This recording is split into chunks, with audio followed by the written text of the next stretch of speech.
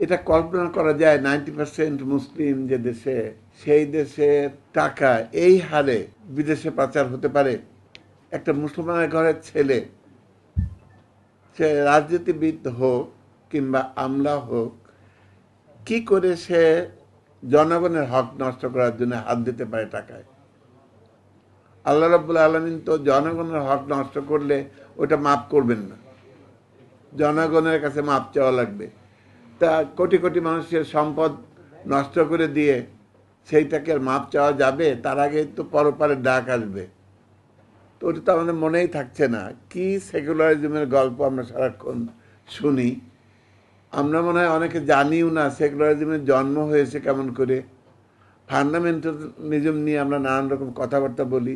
এটা কোত্থেকে এই শব্দ আবিষ্কার হয়েছে, কারা আবিষ্কার করেছিল, কেন করেছিল, এগুলো অনেকেই আমরা জানি না, পড়ার চেষ্টাও করে না। ঢাকা বিশ্ববিদ্যালয় করার সময় যারা অনেক বাধা দিয়েছিল তাদেরকে এখন পূজা করতে দেখি।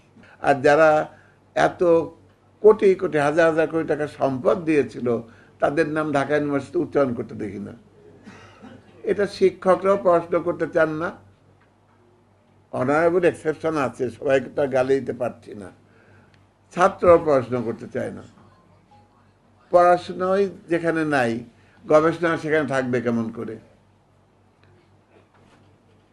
আমি একটা গল্প বলি, যদিও বারবার বলছেন আমাদের সময় হয়ে গেছে, আমিও জানি। গল্পটা আমার কাছে মনে হয় পার্টিনেন্ট হবে। তাজমহল যে বছর তৈরি হয়, মানে যখন তৈরি হয়,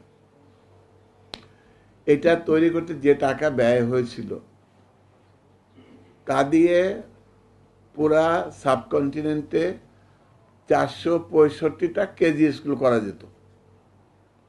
তার একটা কেজি স্কুল হয়েছিল হার্ভার্ডে, যে বিশ্ববিদ্যালয়টা এখন পৃথিবীর 1 নম্বর বিশ্ববিদ্যালয়, ঠিক না? ওটাও কিন্তু কেজি স্কুলই হয়েছিল। তো ওখানে হয়েছিল একটা, আর আমরা বানিয়েছিলাম তাজমহল। কেজি স্কুল তো বানালে 465টা ওই টাকায় বানানো যেত।